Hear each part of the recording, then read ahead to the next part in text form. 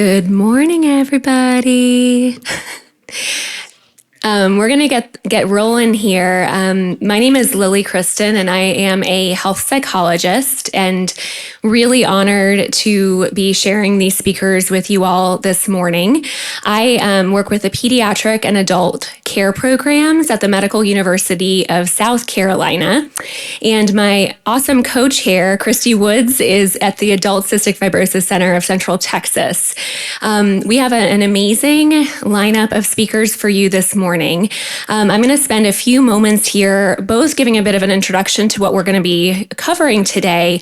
The title of our session is Strengthening Resilience Through Patient Peer Support Programs. And we're going to be hearing about kind of a range at different levels of how to support our patients and our care teams. Here is our disclaimer and our disclosures. We're going to introduce each speaker as they come, but here is the wonderful lineup of folks you're going to see speak today.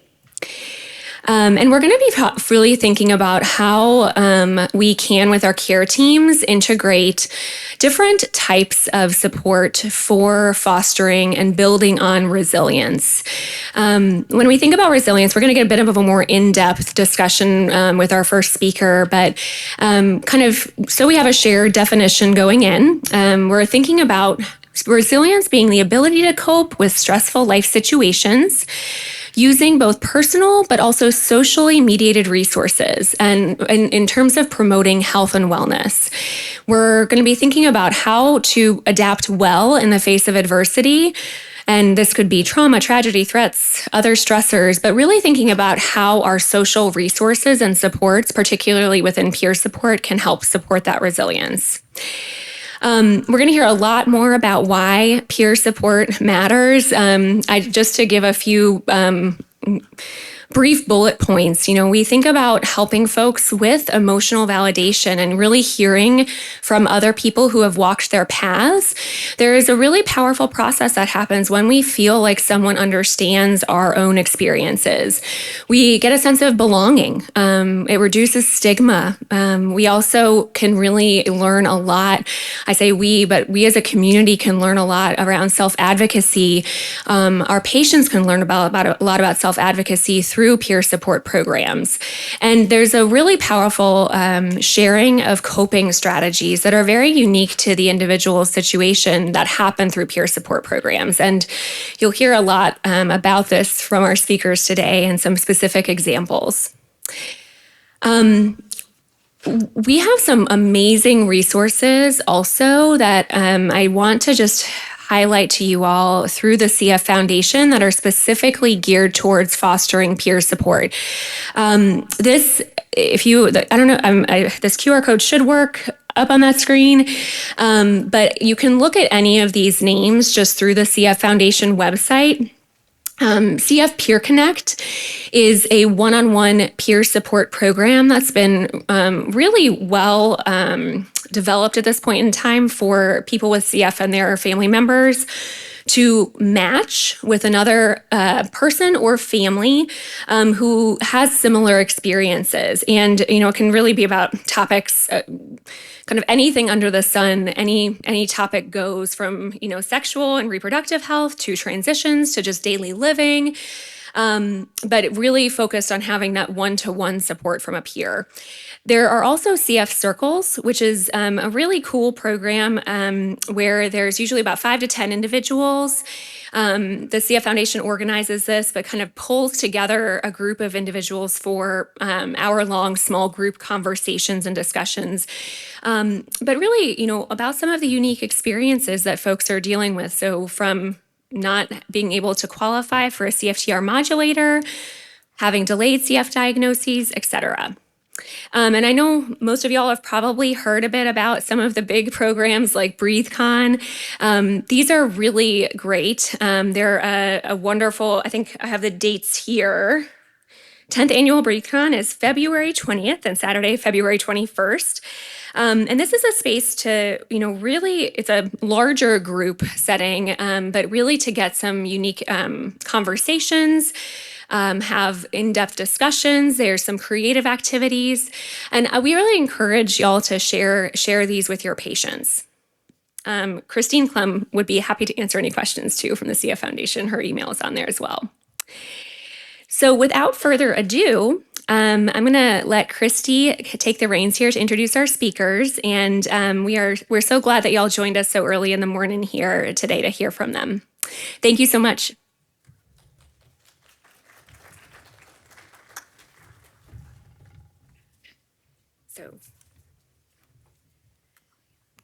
And we don't have speaker notes, so we're just going to have an old school little computer up here. So y'all bear with us. I'll go ahead and pull it up.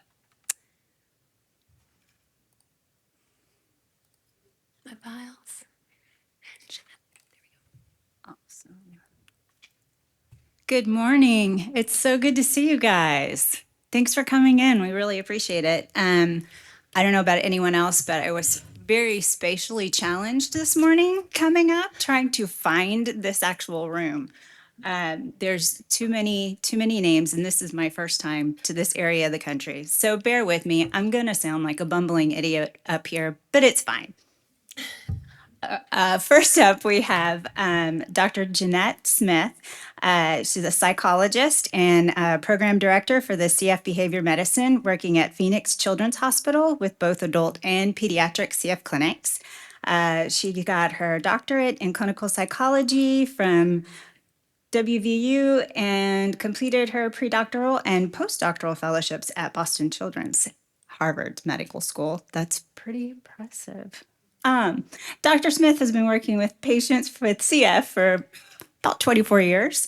And she had the opportunity to get more involved, devote more of her time to CF. She became the CF mental health coordinator with the grant about 9 years ago. And then it's been there full force ever since. I could read further into her bio, but it's there for you to peruse. I would rather turn the mic over to Dr. Smith and let her tell you what she has to share. Thank you. And I neglected to say this, we're going to save all questions towards the end. So we're going to have our speakers all come up together to answer in kind of a group forum. So please feel free to use the Q&A on the app to put in any questions, but we're going to get to those at the end.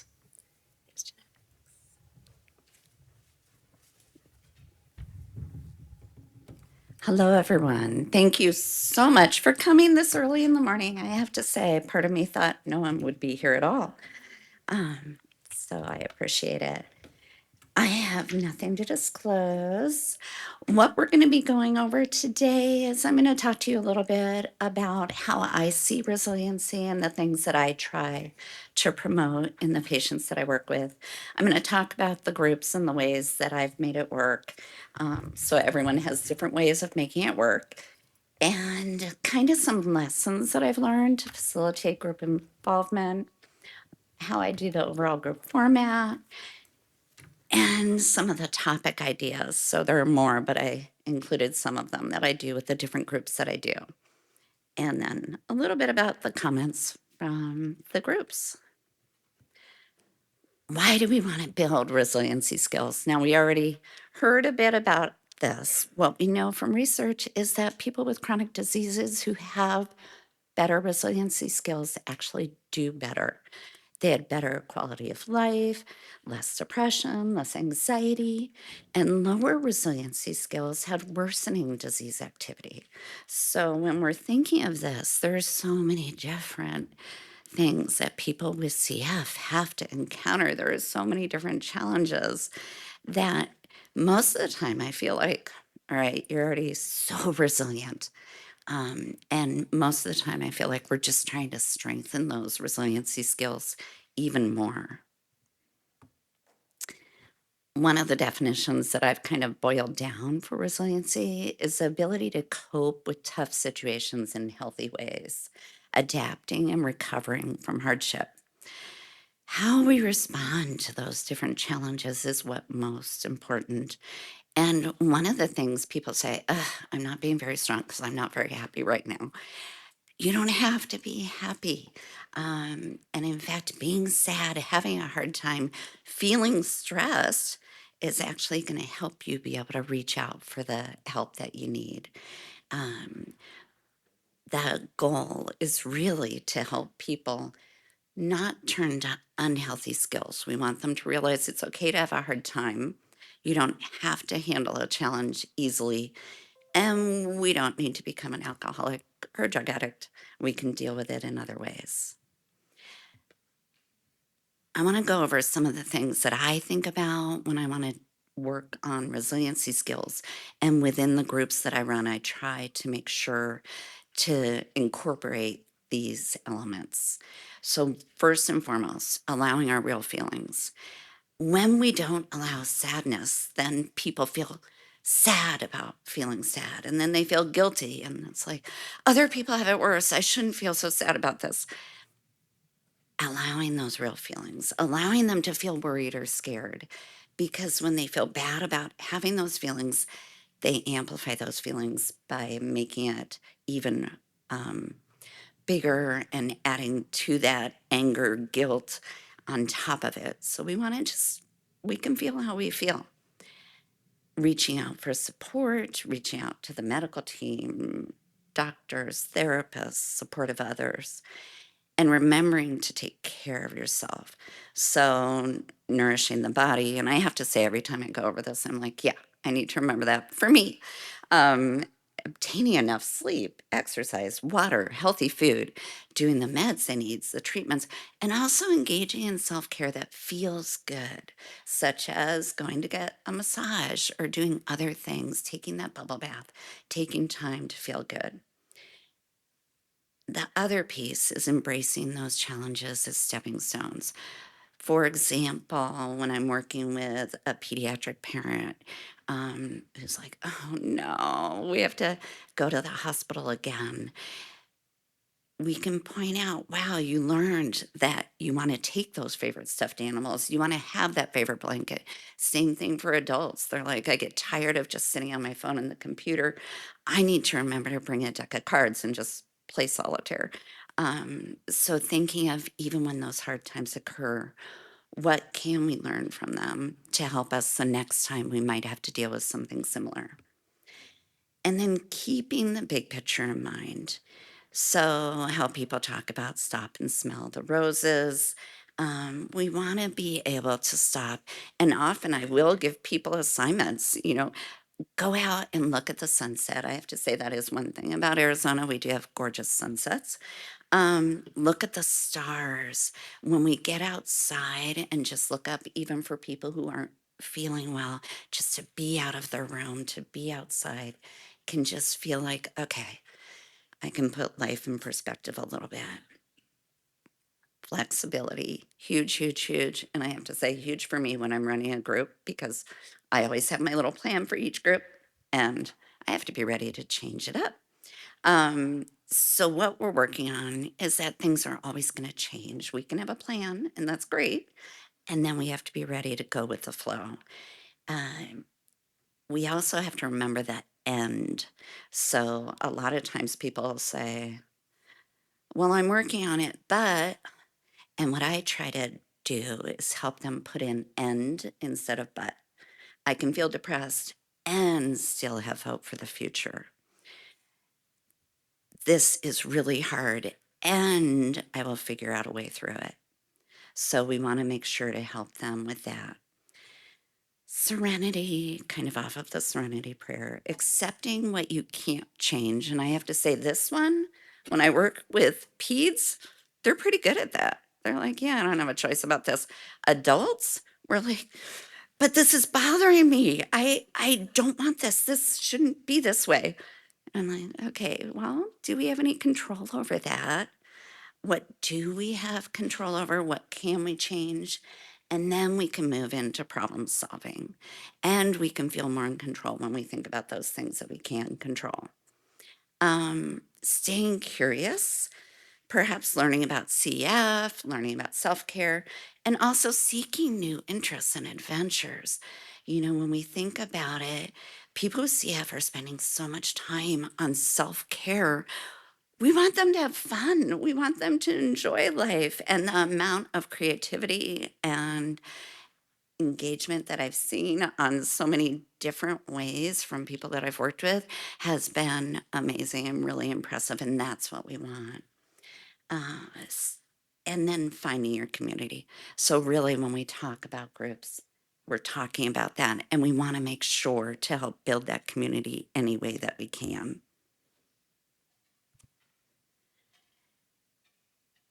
And so when we look at the overall goals, we want to foster resiliency skills and we want to provide a space for people to get together and learn how other people with CF think.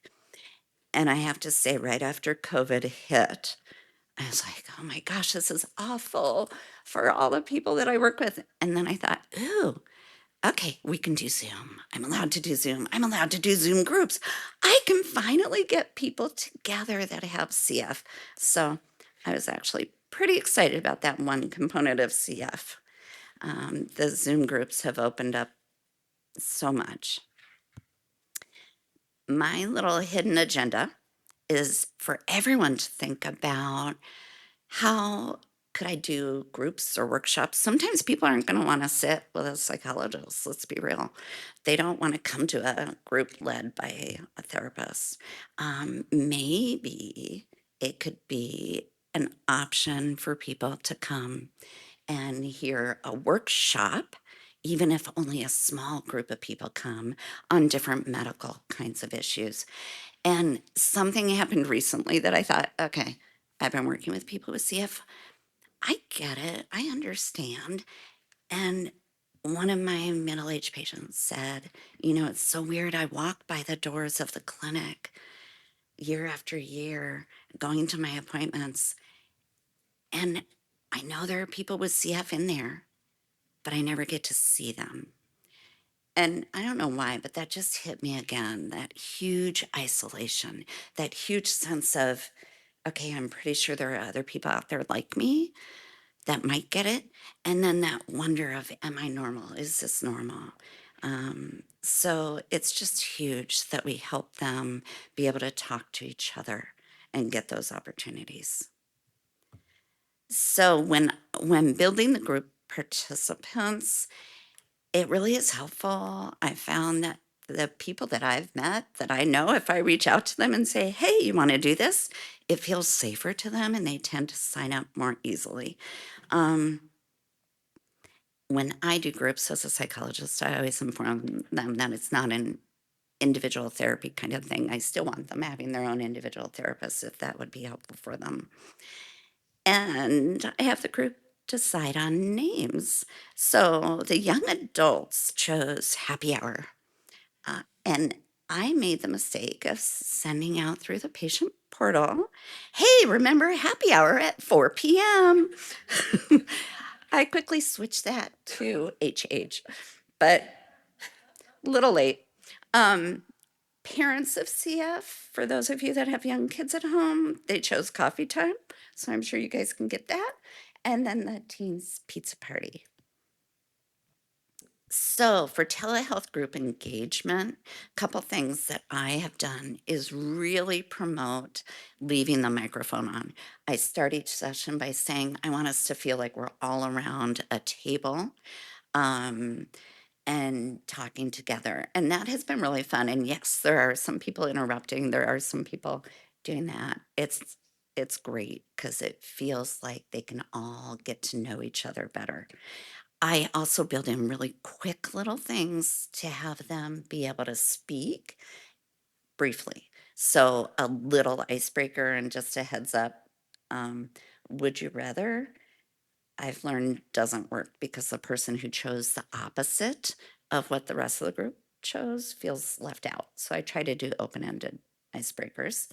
And then I do a scavenger hunt at the end. They're at home. So it can be related to the topic or silly. And that can really help people as well, because then they get to hear other people's stories. Some people go deep. You know, there might be a peds who lost a parent who says, okay, this was my parent's shirt. And there might be people, lots of people will bring on their dogs.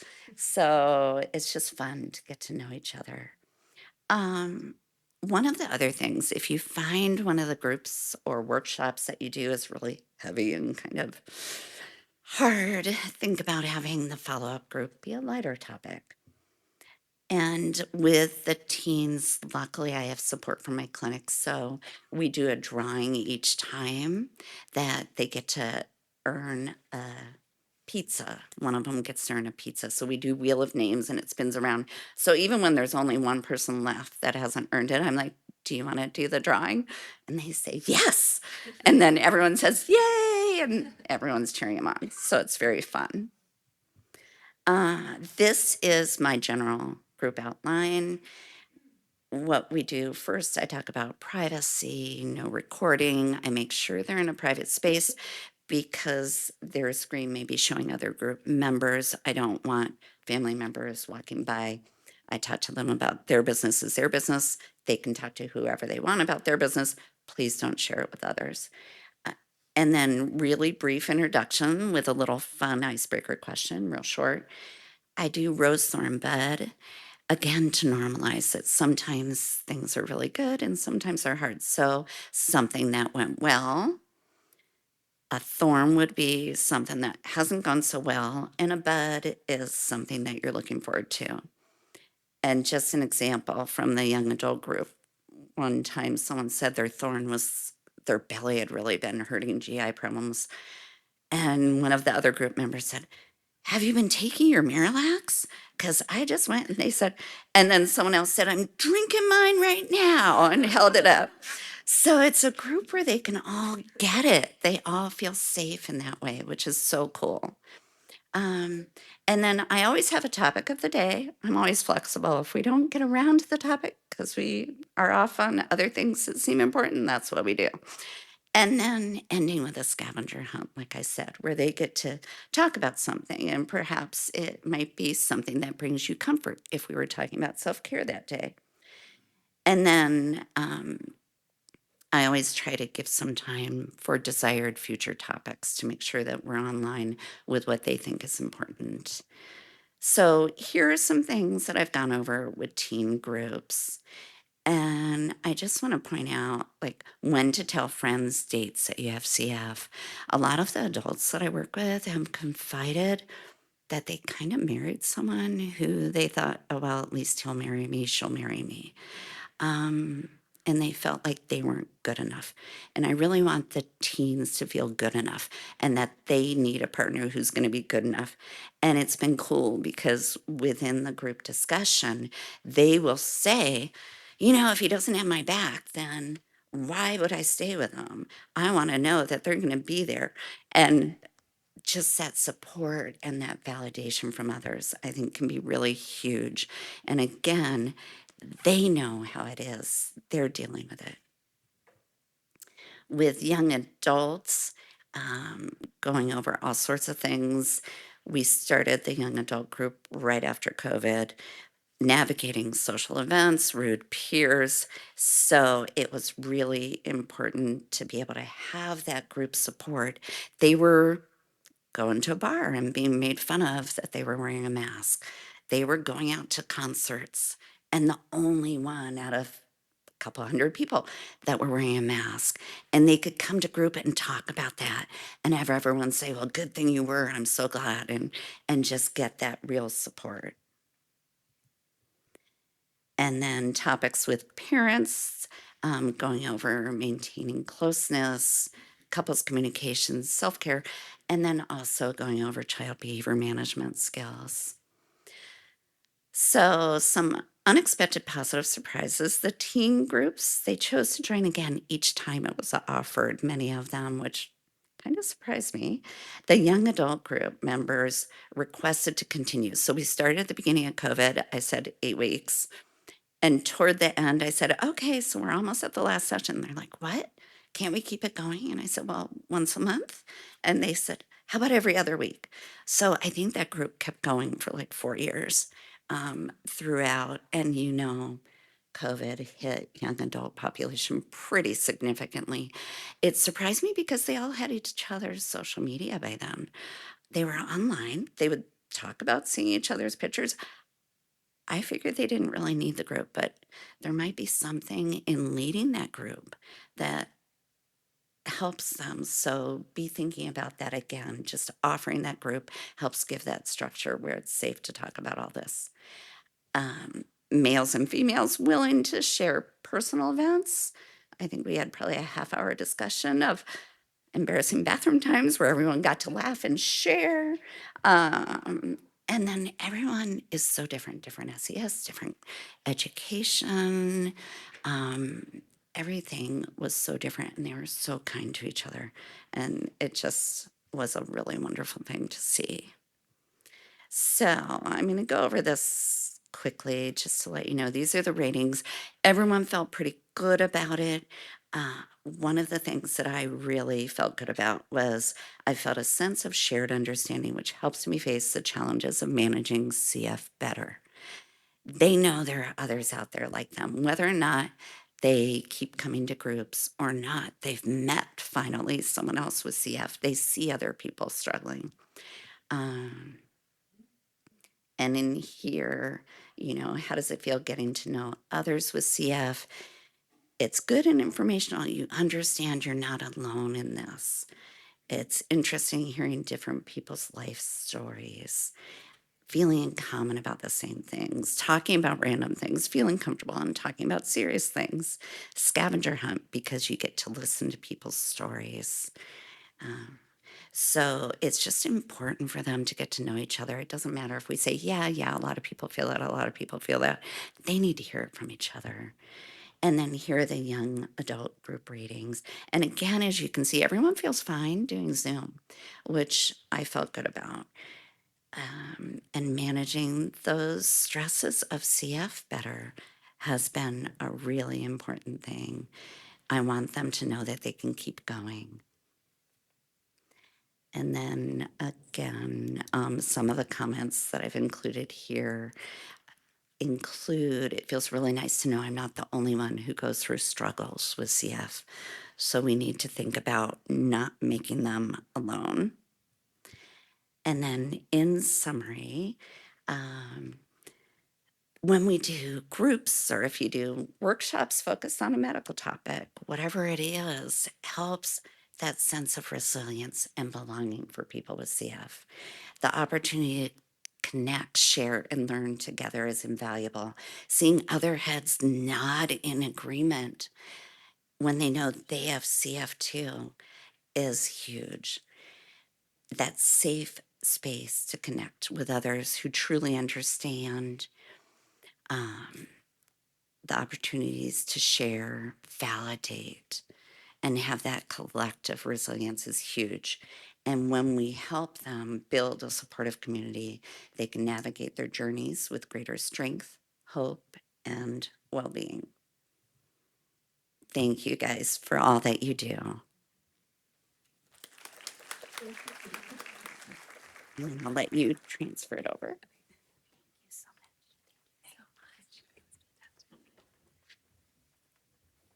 Thank you, Dr. Smith. That was really very helpful to see the insight into the specifics of running, especially Zoom group sessions. That was, I'm sitting there writing down notes. It was good. Up next, we have Krista Gregory, and she is a board-certified chaplain. She established the Center for Resiliency, which was about 2016, and she's worked in healthcare for over 30 years. She's worked with physicians and patients, parents.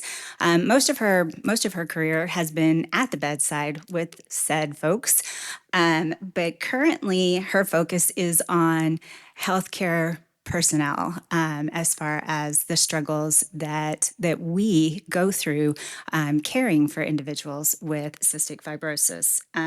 She is a very dynamic speaker, so buckle up. This is going to be fun.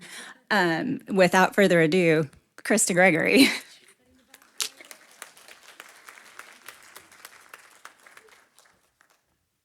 Hi. Well, as Chrissy said, we're about to pivot. I want to make you think about yourself. Oh. So let me get where I want to go with the slides. Let me get oriented. Here. Do I do page down? There we go. Yep. So I have no disclosures. I'm going to talk a little bit about the center just so you know what's available to you, because and tell you a little bit about who we are. So yeah, I was at the bedside a very long time. And I worked with when I was in adult world for a while, and then I pivoted to the peds world, and I cut my teeth in the CF world. And so this community embraced me when I had no idea what to do with kids. And I was very grateful for that. And what I'm gonna talk about today is that I burned out a lot because I have a huge heart. I care about kids. I care about people. That's what I do. And that's who I am. And that's who I've been since I was born. So I really didn't know how to do it any differently. And so in 2016, well, a few years before that, I was working with some medical residents and just having this big aha moment of like, we all got to figure out how to do this differently. Otherwise, we're just going to keep cycling through burnout. Is that the way it's supposed to be? And people around me were like, yeah. I'm like, well, that's not fun. I don't want to do that. And so I started interviewing people that had left medicine. Well, they weren't any happier. I mean, so I was like, well, we got to change that. So we just made this up. Like back in the day when we named it resiliency was an okay word because nobody knew about it. Now it kind of has a bad taste in its mouth. So please don't think I'm blaming us, because I'm not blaming us. And what I'm talking about is in order to do this kind of work, you have to be we got to be resilient. Especially now. Last night I was talking to one of our physicians and he was like, yeah, with what's happening in the world today, the kids and the families that are showing up so under-resourced, the fear that they bring into the room that has nothing to do with the disease process is also a part of what we have to manage with them. And then, I don't know about you, but I'm experiencing a lot of those same feelings that they are. So our work is about how do we manage ourselves so that we can stay in this work that matters to us and stay functional and grounded and not leave. So we the tagline for us, healing people, staying human. You're healing people, and metaphorically and otherwise too. I want you to stay human because that's our superpower. A couple of the things we made it up in the beginning, got some grants, got some money, and we do research like a big dog. We research every single thing we do very much, and I'm going to put that slide up next just so you kind of know, give you some legitimacy to what we do. We research, the first article is we research stuff on parents. That was a recent article we've done about parents of chronically ill children with regard to resiliency tools. So if you want to scan the QR code, you can take to our research page later and read like if you're a research nerd and want to know the evidence, do that. But we started off from the very beginning studying everything we were doing. So who did we study? Us. We studied us. Like, how can we do this and lower anxiety, lower depression, lower burnout, have greater job satisfaction, like have a life, have hobbies, have friends. Like that's what we studied. And that's what we do. We have 11 different programs within the center that we offer to the community. And I say that, and I'm introducing it to you now just because you can take advantage of that. Almost everything we do is online. We have people join us from all over the world. What I'm going to work with today, I'm going to teach you some tools that we teach people that they can use at the bedside. So you leave with some practical stuff. So it's going to be a play the game today. But we also have like a storytelling night that people join all over the world. And it's for healthcare professionals only. Patients and families are not invited. They don't need to hear the kind of things that we're really feeling, nor would they understand fully, nor do they need to know completely that side of us. But we have a Mortals and Medicines, a storytelling night. You can join.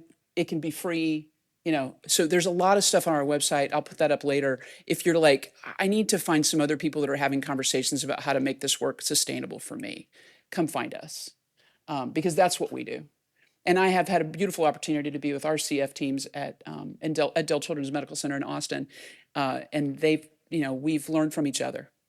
So let me think, what's the next one? Oh yeah, okay.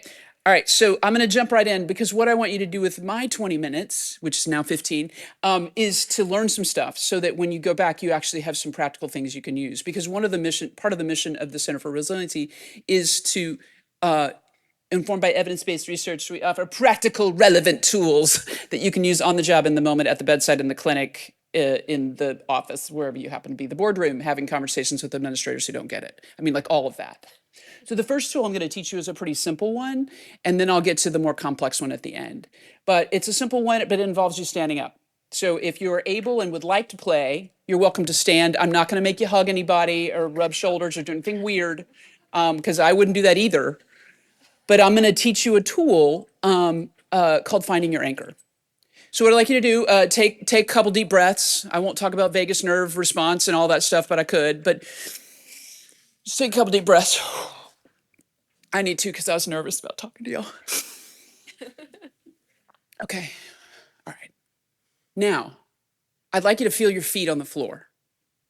Literally. It sounds ridiculous, but I want you to feel the nerve endings in the bottom of your feet. Just notice them. You don't have to take your shoes off. It's not yoga class. Just feel your feet in your shoes. Okay. You can rock side to side a little bit. Okay. Notice as you move side to side, it changes. Okay. I got some weight on my left foot. Okay. Now my right foot. Okay. All right. I'm in my feet. Yep. Just focusing on my feet. That's all I'm doing. It's really simple. You can roll your knees if you're feeling really, generous. You don't have knee problems. Okay. Just feeling the bottoms of your feet. All right. You can walk in place a little bit. Keep breathing. All you're doing is noticing the nerve endings in the bottom of your feet. Be where your feet are. Get out of your head. Whatever's going on in your head, move your attention all the way to the bottom of your feet. And get still. Kind of wiggle your toes in your shoes. Be where your feet are. Be where your anchor is for just a few moments.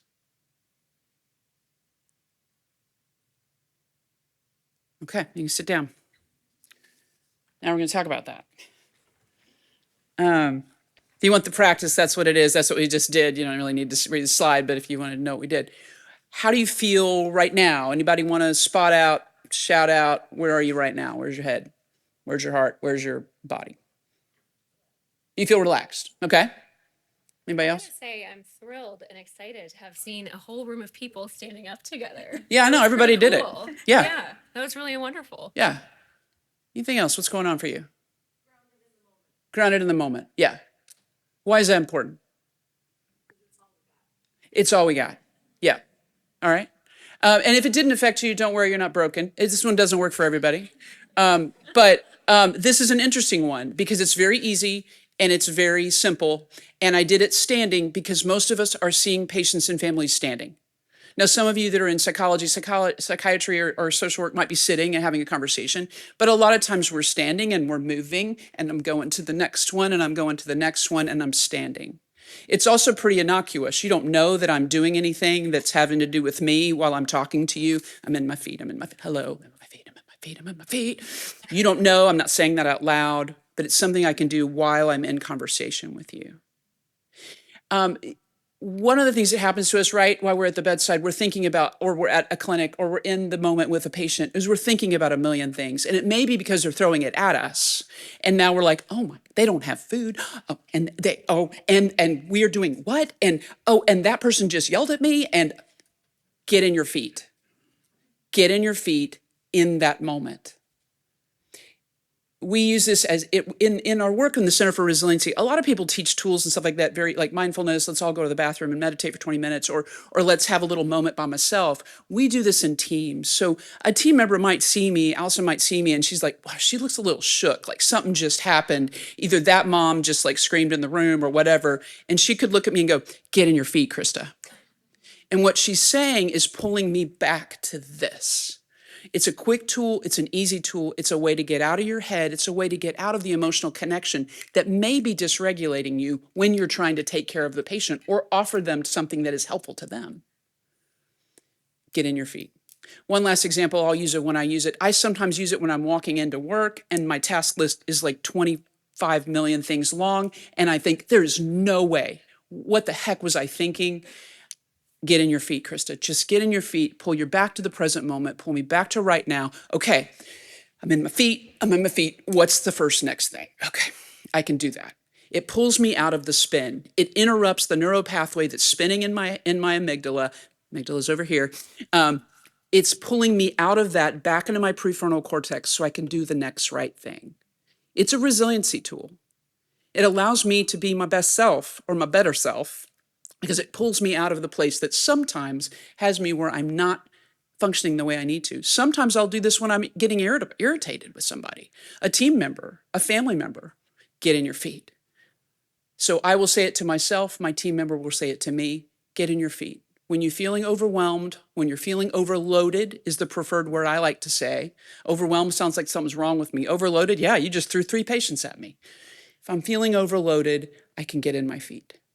I can get in my feet. I can get in my feet. I have a cool quote that I put in here that came from a CF social worker, actually, when we were doing our research. Because like I said, we've researched the heck out of this. We've done qualitative and a lot of quantitative. But this is one of the quotes that came out of the qualitative. She said, I just kind of feel the ground underneath me and really be conscious of my feet. It really helps me actually hear the patient better than trying to be reactive to what they're saying. We're going to talk next about what happens with this, what is happening to us when we're with our patients and families. And let me see what my next slide is. I'm going to actually go back and not let you see that one yet. But we're going to talk now about that because, right, what the social worker is reflecting on is when I walk in the room and I'm with my patient or I'm with a parent or I'm with a colleague, if you're happy, she's smiling at me, or oh, hi, we just met again, we met online, but you're smiling, I'm like, oh, you're smiling. I start resonating with her smile and we're both smiling and like we're both feeling each other's feels, right? That's what we do as humans. We resonate off each other. It's called empathetic resonance. There's fancy words for it. If I walk in a room and someone's really ticked off because, or maybe they're depressed because of their disease process or whatever, what happens? Oh, yeah. By the time I walk out, I'm not feeling real good either. And by the end of the day, I'm like, why did I choose to do this work again? I'm not really sure. Is something wrong with me? Well, young professionals especially will say, I shouldn't have done this. You know, I have young physicians come to me and go, why did I choose medicine? I obviously don't have the emotional capacity. I don't use to say emotional, but I don't have the capacity to manage what's going on with me. Because if you work with people who are suffering, who are in stress, who are in distress all day, and we're emotionally resonating with them, we're feeling their feels, what happens? You're drained too. Yeah, and you take it out on, who do you take it out on? Take it out on anyone else. Anyone else that might be around you. Could be when you get home or it could be your colleague. Right? And is that great? No, it's not really great. And it actually can really mess up collegial relationships. But what's happening is a normal human response. We call it empathy. Empathy, I'm going to talk that now, I'm kind of transitioning here to the second part I want to bring to you today, is empathy. I'm going to compare empathy and compassion. Empathy is feeling the feels of other people. Like I look at you, you tell me your story, I'm feeling the feels, oh yeah, I'm feeling it too. I'm feeling your feels. It's a great thing to know and have. It's part of the human condition. It's a part of the way the body's made. It's part of the way the brain works. We feel the feels of other people so that we can relate to them. Healthcare, it's really important. Someone looks at you and says, I'm in pain. And you're like, you don't look in pain. Or they're like, or the mom goes, my kid is in pain. If you're working with pediatrics and the kid's over there going, like, I think the mom's in pain and she's projecting it on. So we read each other's body languages a lot. People that are on the spectrum sometimes read that differently than, so I want to own that because I have a lot of friends that are neurodivergent. They may not read faces the same way, but they are also reading empathy as well. And we're reading, so empathy is feeling the feels of other people. If you work in healthcare and you work with people that are in pain all the time, you're feeling the feels of people in pain 12 hours a day, 8 hours a day, 12 hours a day. Are you feeling sad by the end of the day? Yeah. So we've got to have some tools to be able to work with that a little differently. That's where compassion comes in. Compassion involves empathy as well, but it involves understanding a separation between your experience and my experience in a really deliberate way. I'm going to teach you a tool that helps you do that. And it involves action. It doesn't just involve, I'm going to feel your feels and we're in this together and I love you and you're great. It also involves, and I want to be able to somehow support you in this way as you go through this. That's where compassion gets involved. So I'm going to show you an image that we helped design a few years ago that has helped a lot of people understand the differences. So here's empathy. So I'm going to try to explain it. So if you get uncomfortable with the image, just give me a moment. So empathy, so the person down there with the squirrely thing on his head could be your patient, it could be your colleague, it could be your teenager, but your own. But they're in the hole. The pit of depression, sadness, whatever it is, confusion. And here's me. This is what I did for the first 20 years of healthcare. Oh my gosh, you're in the hole. I'm coming. I'm with you. Right? Some of you are like, and that's what I was taught I was supposed to do. What's the problem for me in the hole now? I can't get out. I didn't think about that because I just saw that you were hurting and I just came. Right? So right? I mean, that's what you do. I wasn't thinking about how I was going to get out. So that's one problem. What else is going on for me in the hole? Again, there's nothing wrong with empathy. It just there's some limitations to it. And that's what we want to recognize. And this image sort of helps us explain that. What else is going on in that hole? What do I hear? And what do I see? Yes, only what's in the hole. It took me a few years after we'd drawn this and taught it and done. One day I was looking, I was like, you know what? It's like an echo chamber down there. That's so interesting. When I get really, really close to someone who's going through a hard time, what I hear most is what they're saying to me. And I'm hearing it and I'm absorbing it in my body and I'm feeling it. And I sort of slowly, the longer I'm down there, I begin to lose perspective. And the perspective I'm holding is theirs. Makes sense because I'm in the hole. Also, so with the perspective, so my vista's a little limited and what I'm hearing is a little limited, right? Okay. Now, here's compassion. Oh, by the way, the water, those little squiggly lines at the bottom, it's like the person down there, their feet are kind of wet in the bottom of the like muddy pit. And if I jump down with them, my feet start rotting too. Because when we live in empathy with people, right, we begin to suffer too. We just own that. I mean, that's what's happening to us. We do. Again, nothing wrong with it. It's just something that's happening as we're having these experiences. And I think it's okay to talk about that. Compassion's on the corner over here, and they're looking down. Now, you could write empathy above the word compassion because they have empathy too. They're looking, going, oh. But compassion's like, I'm going to stay grounded right here. Got my feet planted.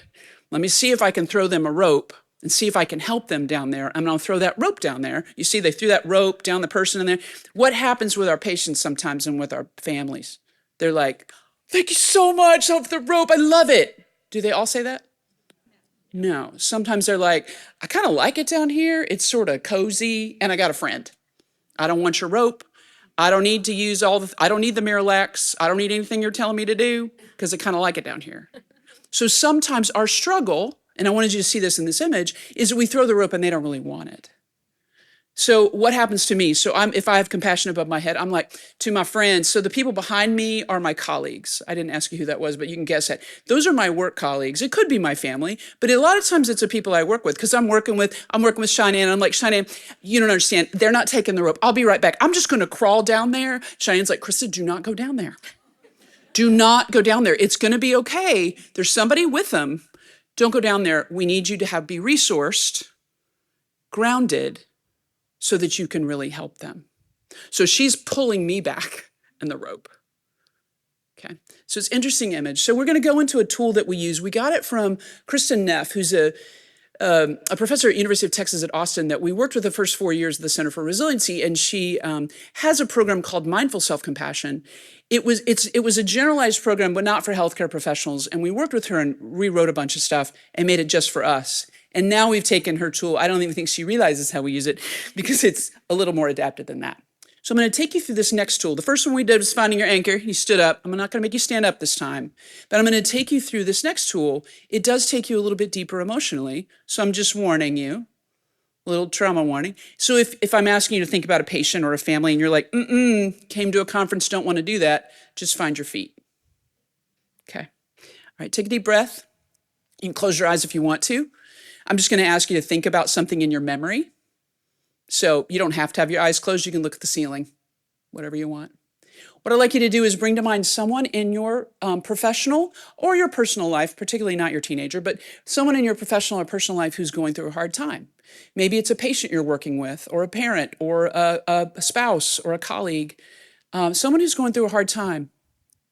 I want you to think about them, think about what they're experiencing, how hard it is for them. Yeah. And begin to feel that in your body as you imagine their scenario.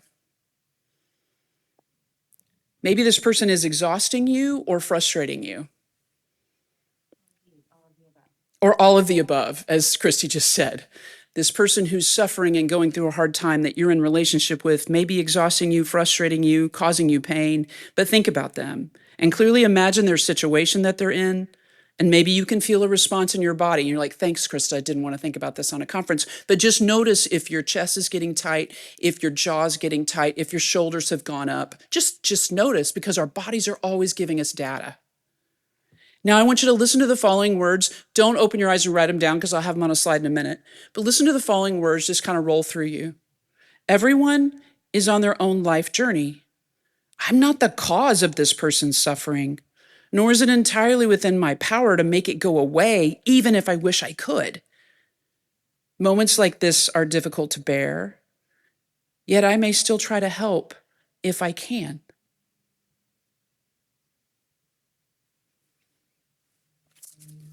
All right, I want you to notice again the emotions you might be experiencing after hearing that. Begin to breathe a little more deeply. We like to breathe in CF world.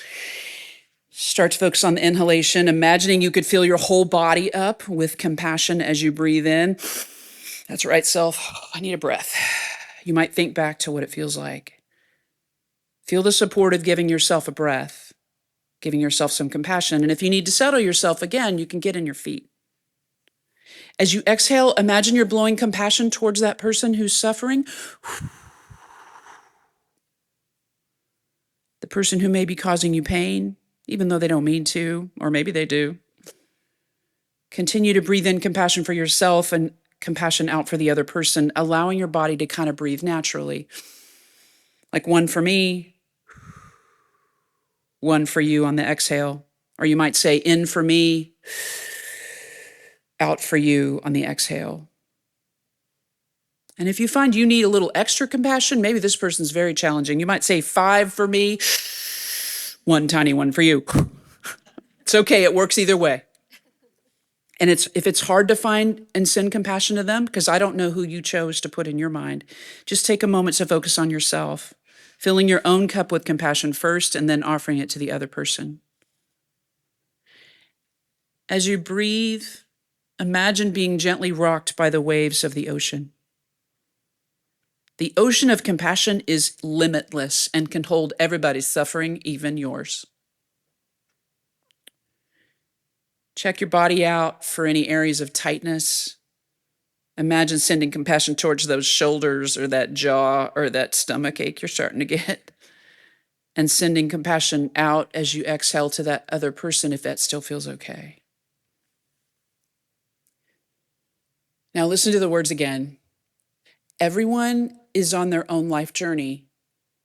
I'm not the cause of this person's suffering, nor is it entirely within my power to make it go away, even if I wish I could.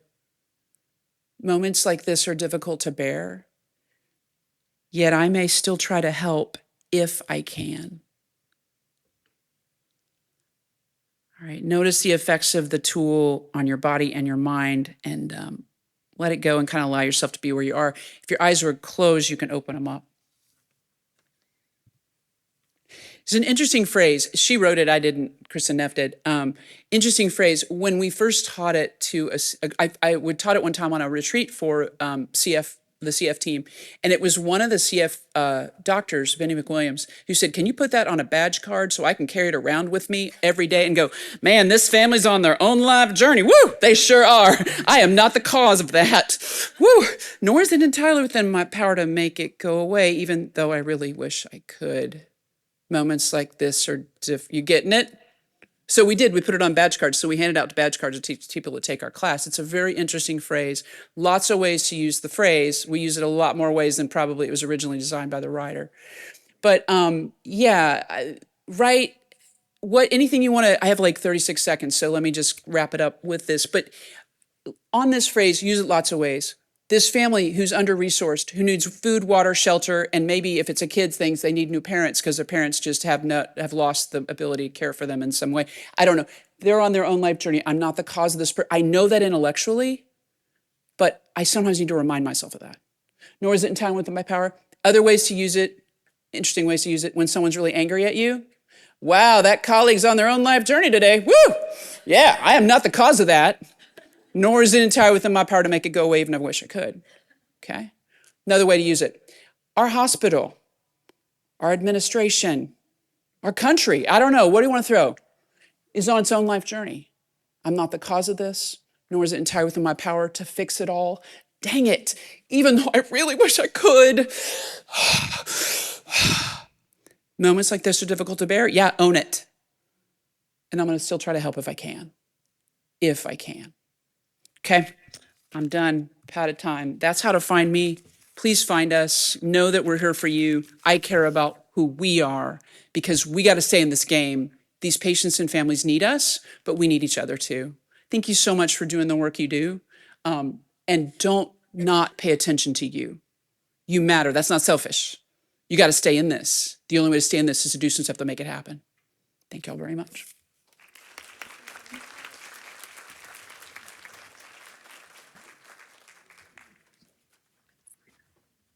Did I call it or did I call it? Thank you, Krista. That was always so enjoyable to hear you speak. I've known Krista for quite some time, and it's great having her in as one of your colleagues, somebody on your team. Up next, we have Dr. Emily Godfrey. She's a professor in the departments of family medicine, obstetrics, and gynecology at UW.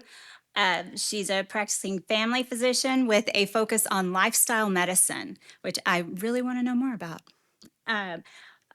She has a focus on, let's see here, public health, experience in clinical trials, observational studies, QI, and patient-centered outcomes reach. Notably, she co-founded the Cystic Fibrosis, Reproductive, and Sexual Health Collaborative in 2016. So without further ado, Dr. Emily Godfrey.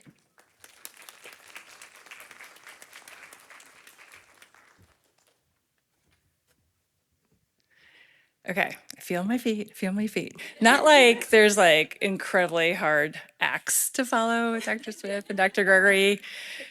My husband is a communications director. I often practice with him, and he was like kind of snoring at the end of my practice. So I've made this pretty short, so I won't bore you too much. And think of this a little bit kind of like an infomercial, a little bit, in the sense that we're really switching gears.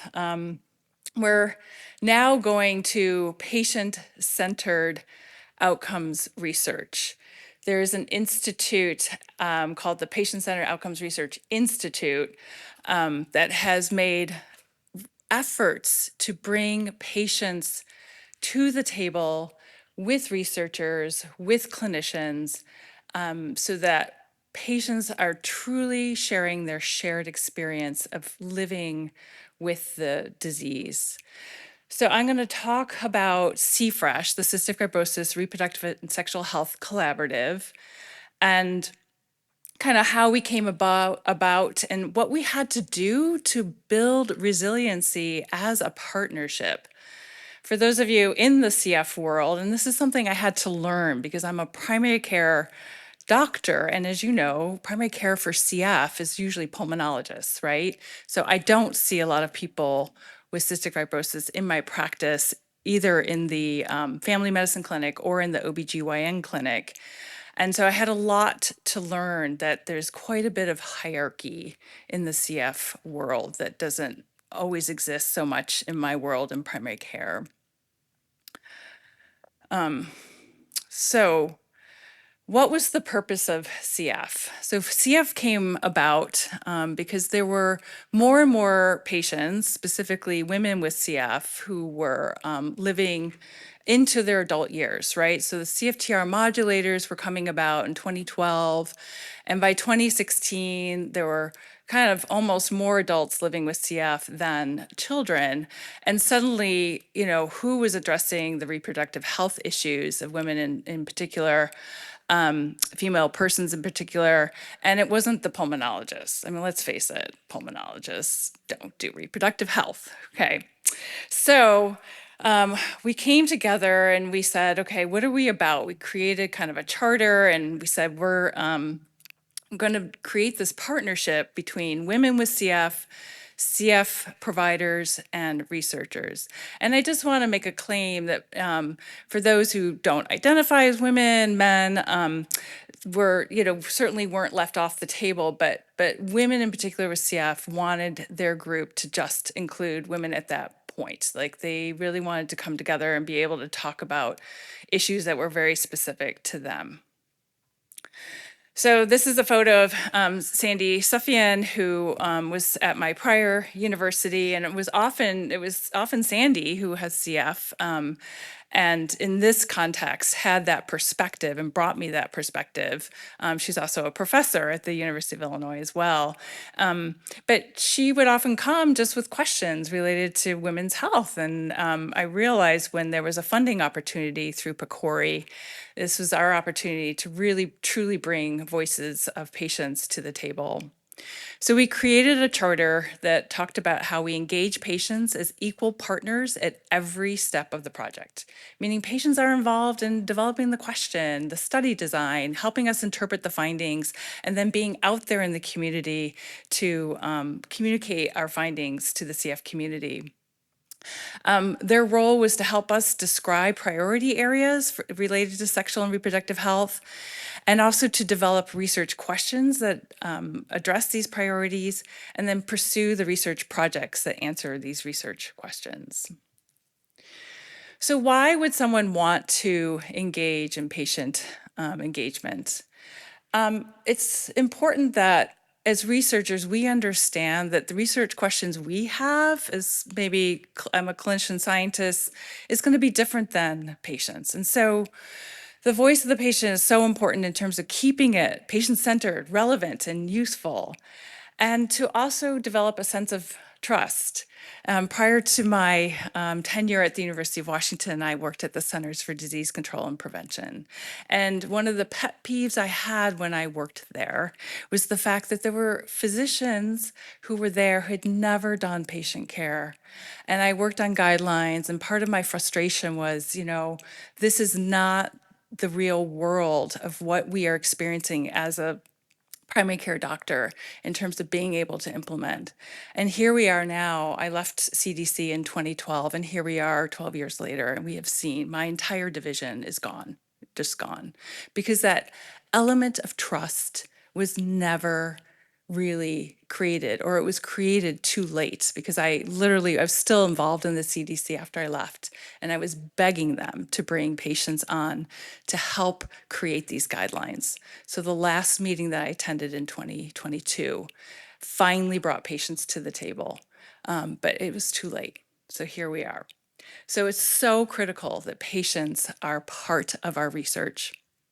And then the other thing is just that notion of trust, that when CFF comes out with guidelines, the community, the patients are saying, yes, I believe in these guidelines because I was a part of it, or I know somebody who was a part of it.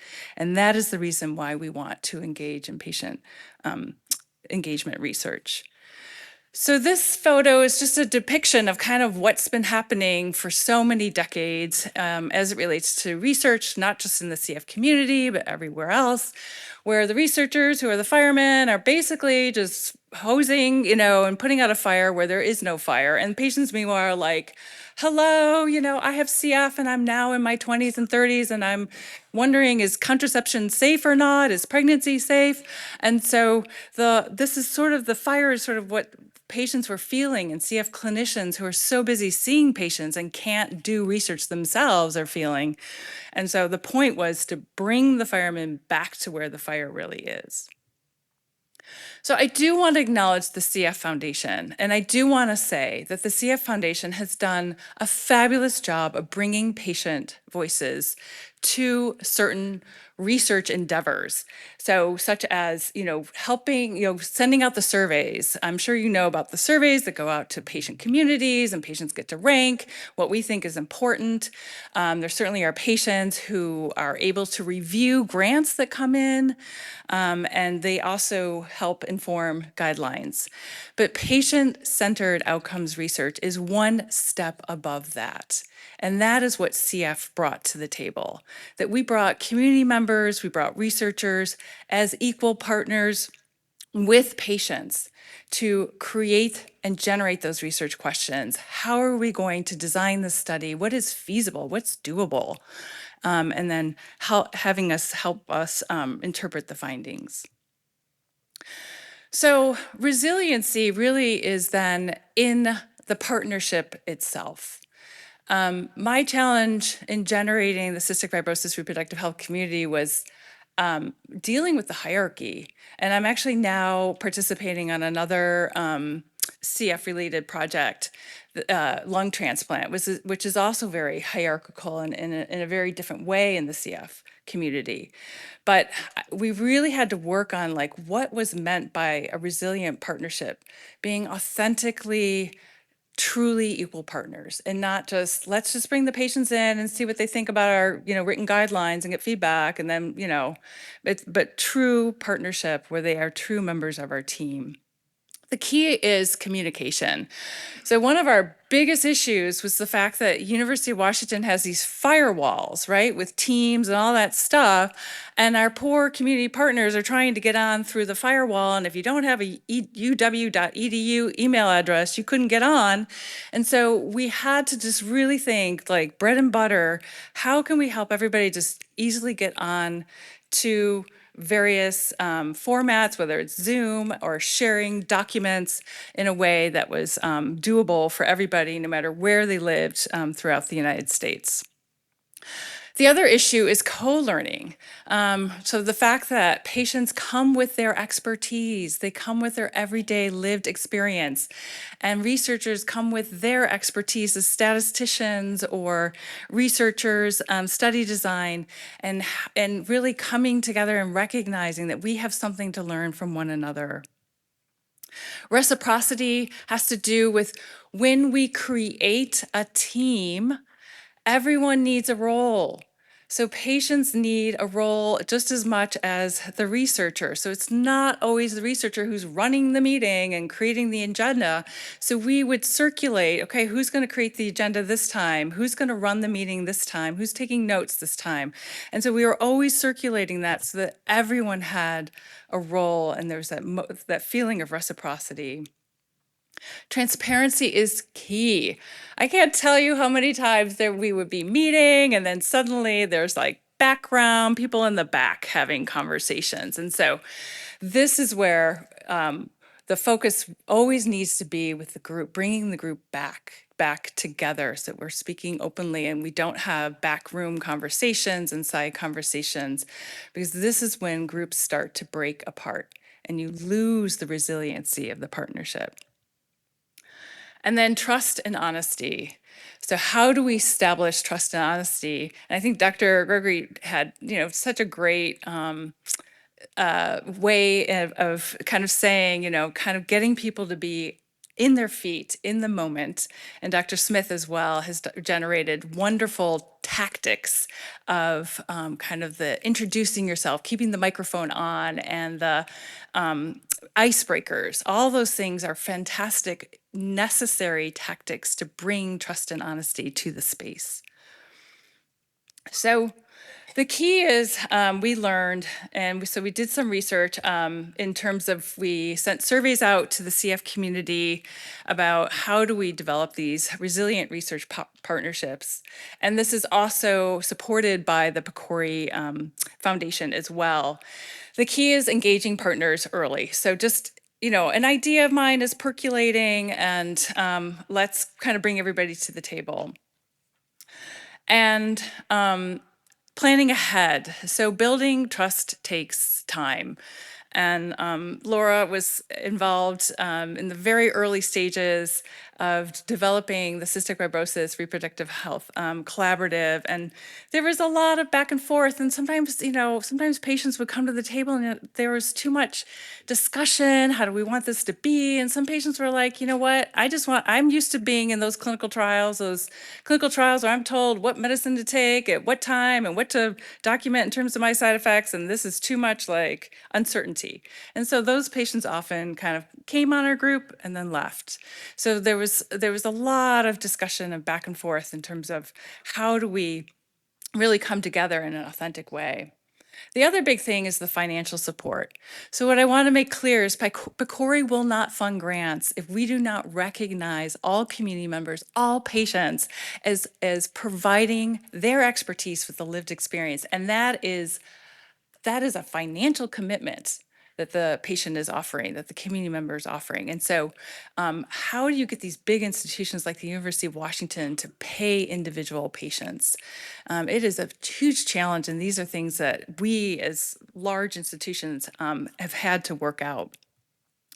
And then, of course, the positive partnerships. And I think Dr. Smith, Dr. Gregory spoke really well to these about making sure that you have patients who are truly interested in the topics and welcoming environment, explaining the research process, and then, the notion that when we apply for grants, sometimes they don't get funded. And that can be a huge disappointment for patients who've poured their time, their heart, their soul into the project. So what helps strengthen group resiliency as it relates to patient-engaged research? And it's the shared goals that enable the greater collaboration, the communication, and a greater degree of unity. Always focusing on the goals. So the goals help establish the accountability, the productivity, the clarity, the cooperation. So when backroom conversations start happening, we have to always remember bring people back to the goal. What is our goal for CFresh? Why are we here? We're here to make the lives of women with CF, female persons with CF better. And so that is really what has kept us together. And the other thing is always talking about what's in it for them. I mean, yes, there's a financial piece where honoraria are paid to our patient partners, our community partners, but what is the other sort of real in it for them? And so always reminding patients that their input is so critically important as we're designing studies. So here's another photo, and again, Laura, who will be speaking after me, was at the very early stages, and Sandy, and another person who was at the CFRI conference, and that is where we met and we started kind of generating the ideas. But we, I can't say it was like a linear fairy tale process. It wasn't. We had ups and downs when CF started in the first few years. So it was clear that when it started becoming a unilateral process, so as a researcher, I had a lot to learn because research grants are like sometimes just around the corner and there isn't enough time to communicate what's going on. And so you just throw in a grant and then you'll tell your team later.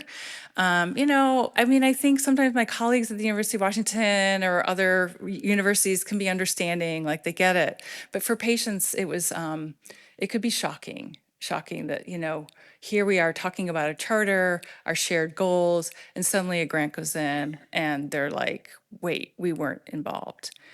So always being aware that if a unilateral process starts happening, vicious cycles can happen, energy starts turning towards the partnership and not the goal, and the lack of trust, motives are questioned, the struggle for control, the commitment towards the goal is withdrawn, and then it can lead to eventual collapse.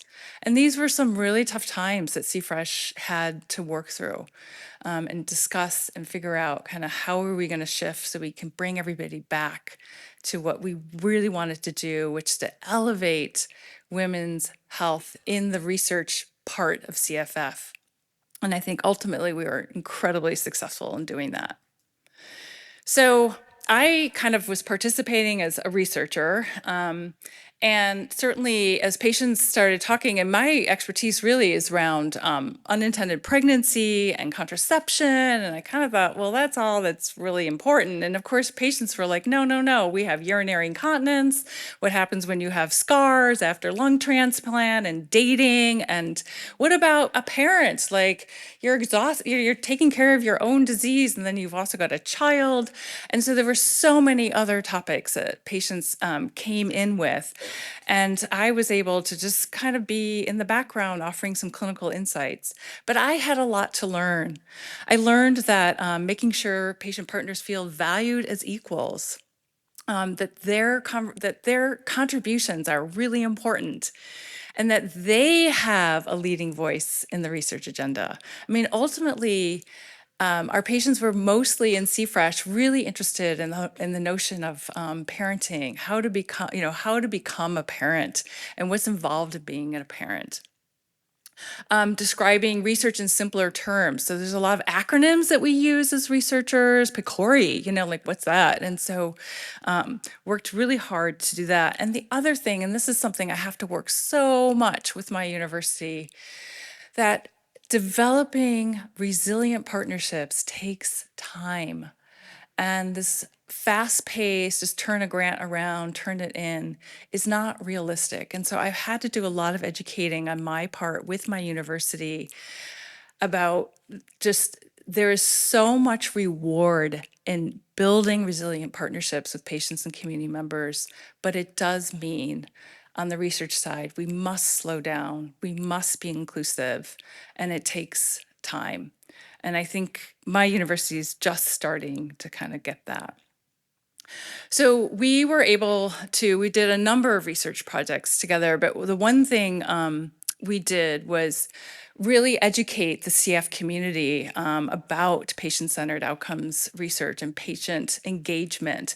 And so we conducted this needs assessment with the CF community. We had about 200 people from the CF community at large say, this is what if I'm going to learn about patient-centered outcomes research and patient engagement, this is what I want to know. And it was both patients responding plus CF clinicians plus researchers. And then we did develop a program. We had the program and we were able to evaluate it and also publish those findings. And then we had additional funding from PCORI to generate like a step-by-step manual, because it's really easy to say like, oh, snap your fingers, let's bring patients to the table, and all will be good and happy because I'm authentic in my heart. And the reality is we have these sort of unwritten, implicit, right, biases, these unconscious biases about patients should know where they should sit, and what do they know about a stat T test, and so I was hearing all these things in the background from the researchers and some of the CF colleagues. And so we said, you know what, we're gonna create a step-by-step manual. So we spent 3 years creating this manual, which is available at this particular website, and it literally helps people sort of figure out, okay, step number one, I need to talk to my institution, like is IRB, if I have patients involved in, as partners, as authentic partners, do they need to get IRB approved? Because that's what you do when you're a research subject, right? When you're a research subject, that's very different than being a partner. So you have to talk to your IRB, you have to talk to your finance team. How are patients going to get paid? And in a way that doesn't, threaten their disability. And when are we going to have meetings? Are we going to have meetings just during the day when maybe there's patients on disability who don't work can meet, but the patients who do work can't meet? So like, how are you going to handle all that? So all of this is the prep work. And then we had several different stages involved as well, kind of bringing people to the table. And then how do you maintain teams? So once a grant goes in, what sort of activities do you have and as you're waiting for the response on the grant? And then kind of how to handle things, the sustainability piece. How do we handle when meetings start breaking apart and there's sort of, anger is coming up forth, and how do we deal with all that? So that's what the manual is for. And by the way, if you go to the PCORI website, the manual is available on the CFF website, but also on PCORI is one of the most popular resources on the PCORI website. And so then we created a website, and this is housed at the University of Washington, and it has all of our resources as it relates to kind of teaching researchers and CF clinicians about what PCOR is, patient-centered outcomes research, as well as patients, so that everybody can kind of be up to speed. We did a lot of work around how we have open lines of communication so that patients can kind of sign on easily. Did some research around that. And then, of course, the training manual is on that website as well. So you're more than welcome to peruse it as you wish. So in summary, basically, to partner effectively with patients on research teams and researchers, clinicians, the key is building resilient teams. And the way to build resilient teams is through the shared goals and collaborative charter based on PCORI's 6 engagement principles. We created a respectful space and we built trust with ground rules, icebreakers, as kind of is pointed out with Dr. Smith. Always using first names, right? I was always shocked when patients who were like, "Hi, Dr. So-and-so," and I was like, no, we can't do that. No Dr. So-and-sos. Everybody has a first name and everybody had a specific role. And the key is to always maintain your promises and commitments to partners. So at the University of Washington, we have the resources, as I pointed out, and they are free to use. So with that, I will end. Thank you.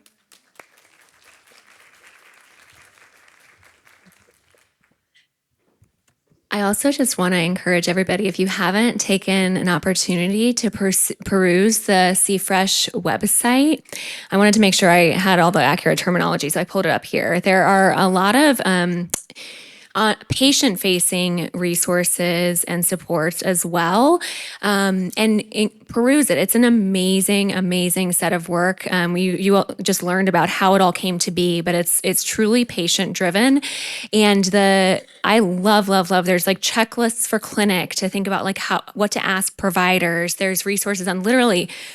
Let's see, what topics do we have here? We've got body image, hormones, bone health, contraception, like everything under the sun for women's reproductive health. So check it out. And then Dr. Godfrey, I think you did an amazing job. And I don't know how your husband was snoring, but that was really enlightening. Like the whole process of what you had to go through just to be able to do this research project, commendable. It was very good. Thank you for sharing.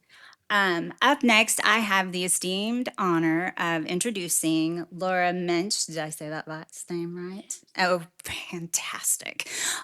She is a member of our CF community, and I'm so excited that she's here. She co-facilitates the late diagnosis support group for CFRI, and she has been engaged in health promotion, health education, and sexual health care for more than 5 decades in various roles. She was diagnosed with CF in 2003. She began to share her experience and skills with the CF community. She's been engaged with the Cody DeRoof, did I say that right? Foundation, the U.S. Adult Cystic Fibrosis Association. Why do I not know about that one? That's CF Roundtable. That's amazing. The Cystic Fibrosis Reproductive and Sexual Health Collaborative and the Cystic Fibrosis Research Institute. Laura is the youngest of 5 children, the only one with the CF diagnosis. She lives with her partner in Bozeman, Montana, and they're the parents of 3 adult children and have 2 grandchildren. Without further ado, here's Laura. My water. Good morning. Good morning. I'm so happy that I've been given the opportunity both to work in free CFresh. It sort of elevates a person, the value of what we have to contribute as patients with CF. I came in late and just at a time when all sorts of opportunities for me to share some parts of my professional life, particularly after I didn't have a job anymore, and to bring it into this community.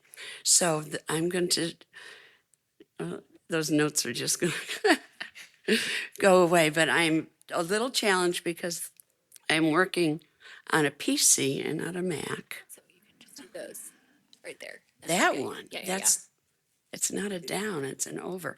So let's get on. I have no conflicts here for this presentation. And I have been connected with Cystic Fibrosis Research Institute for many years. And the support groups that are active and ongoing from this organization have been really wonderful for people. I think the first one that was virtual was about 10 years ago, 2014. And that was for CF caregivers, which, and as the need for more groups came, you can see the progression here. Adults with CF, teens with CF, those who are bereaved, post-transplant. But then the adult group sort of split up. It's like, we need another group because the group of people with a late diagnosis have more specific and different needs and things they want to talk about. And that's when I became involved. But since then, we've got a group for people who are not eligible for CF modulators, and then the group for people who are Spanish speaking, conocimiento y conexión, which is knowledge and connection.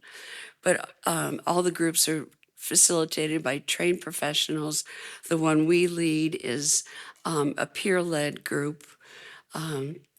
So let's talk about it a little bit. The experience of a late CF diagnosis is you don't just get CF and then everything, you get your diagnosis, and there's a book called Now That I Have CF. But we asked our group, like, how did you feel? In one word to describe your late diagnosis, and see the range from this is really good news to, oh my God, this is terrible, or I'm not gonna have CF, okay? And that's range. But I wanted to speak a little bit to some research done by Michael Burry. It was 1982, and I learned about this when I spoke in, we are at Montana State University, and so someone asked me to speak about living with CF, and she introduced me to this research about the biographical disruption of chronic illness. So turn that into our late diagnosis and think about all the things that change. First, like, who am I now? How's my family respond to this? Oh my God, this isn't, no, I should be careful with my language. Oh my goodness, this is a very expensive disease. So you've got to rearrange your 30, 40, 60, rearrange the finances, rearrange what plans you might have for the rest of your life. Insurance, and family planning, and what relationships you might develop. So you think it's a real pivotal point, and almost in our family, it's like before and after CF. Things change, and it's really dramatic for people. The age of diagnosis, I show this came from the registry, and that there are very few people in this late diagnosis group, and we are spread all apart. And one thing that our group will do is bring people together in our very small subset of people living with cystic fibrosis. And this is all individuals that were seen for care in 2023. So I was invited I was a little resistant when I was invited to facilitate this support group. I asked for a co-facilitator for a couple practical reasons. One is that the group would continue if one of us was very sick and needed to step back. But what we hear from people in our group is, I found my people. I was all alone until this group happened for me. I have to say, I was very naive when I was first diagnosed. I said to my doctor that very first visit, well, I guess I'll have to find a support group. And he goes, no, don't do that because we don't want people with CF to get together. And I'm like, oh, that was my one positive that I could bring into, moving forward. And little did I realize that in our relatively small town, the prospect of finding another person with a late diagnosis of CF was very, very small, and it wouldn't be much of a group.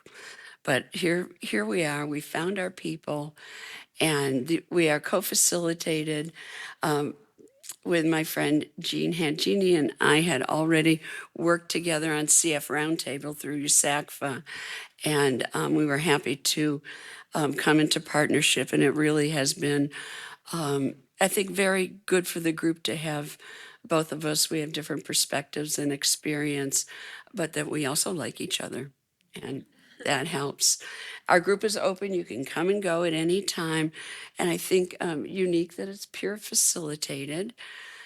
We've been meeting for 2 years, and we really do most. I live in Montana. Jeannie lives in California, so we're sort of this Western focus. But most of our people are from the East Coast.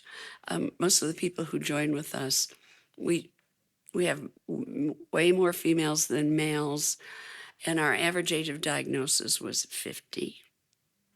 But we've had an 18-year-old, and one of our longest, most consistent participants is 86. But about 15 people are present at any meeting, though so many people have registered. That's an interesting question, like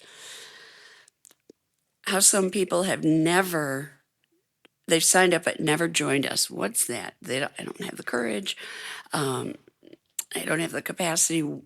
What keeps them from joining the group? Maybe it's the time of day instead of some of these deeper things that I wonder. But then some people join at least one meeting and never come back. But the group works for those people who keep coming back. And it's one of the things that I continue to, sort of look behind the scenes of who's coming and why are they joining us. But this is a great map. Look at that, how a virtual support group can bring people together from all of these places in our country and Canada. Our support group, we meet for an hour and a half, and at first I thought, that's a long time. What are we going to do for an hour and a half? There's wisdom. People knew ahead of me what we needed, and we have loose structure to our meetings. There are other groups for CF adults that have a planned topic. This next week we're going to talk about this, but we let our group bring forward often what we're going to talk about. Our biggest struggle has been brief check-ins. I think people like to talk about their experience, but this is one place where people can talk about their experience of late diagnosis. So if we say, tell us your name, where you live, sometimes we say how old you are, but that's so hard for people to do. And we're looking at how to continue to uphold this without cutting people off who are going to tell us about their entire life knowledge of CF in an introduction. And then we try to do an icebreaker, different kinds of questions. Lately, we've been adding up some uplifting ones, but we've had questions like, how did you feel when you first diagnosed? What's your favorite summer vegetable? Different things, but people find commonalities just in that moment. But if someone's joined us for the first time, we like to hear a little bit more from them, and this is where our check-in can take 45 of the 90 minutes, because those joining us for the first time, it may be the safest place where they have to share this story, or the most understanding group. And we do have community guidelines, which are typical. Start and stop on time, step up, step back. But I think we're all familiar, confidentiality. But one of the things that is really important for our group is that one of our guidelines is to not give medical advice. And that is hard. You know, you could say, this is what I do, or, you know, I've been talking with my doctor, but to say, you should be taking Miralax is something. And then we are checking one another all the time. Like, I don't think this is medical advice, but let me know. And so we work together on that. And then hopefully we have time for discussion. And sometimes it's something from the last meeting that we bring up, or something that comes in during check-in. And we've always got a prompt in our backpack in case we need something to introduce for conversation. A prompt might be something like, so let's talk about your family. How does your family adapt to your late diagnosis? And because we have people that are joining us, I got diagnosed in July, and now I'm here. I'm like, how did you find us? And there's a lot of Googling that takes place in people finding us, but it is so heartwarming that people find us so soon in their experience with their diagnosis. And we try to reserve the last 10 minutes for a checkout. Again, we ask for brief. We don't always get it, but it's a wrap-up. This probably comes from sexuality trainings that I have participated in, but it was like, what's your one thing from this meeting that you'll hold on to? Or if it's really not 10 minutes, one word to describe your experience from this meeting. And for us, it's a wrap up to the group, but it also gives us some feedback on what happened in this group that worked. But I'm going for scavenger hunt sometime. That would be, I think, a fun part to normalize and hear about the experiences of people that are in our group, but before they knew they had CF. What was your life like?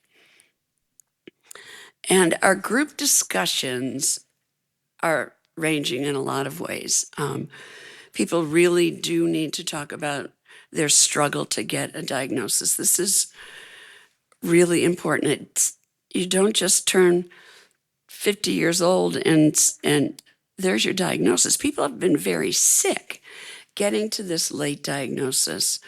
And sometimes there are missed diagnoses, like, for me, it was always, I've got asthma and allergies. That's why I cough all the time.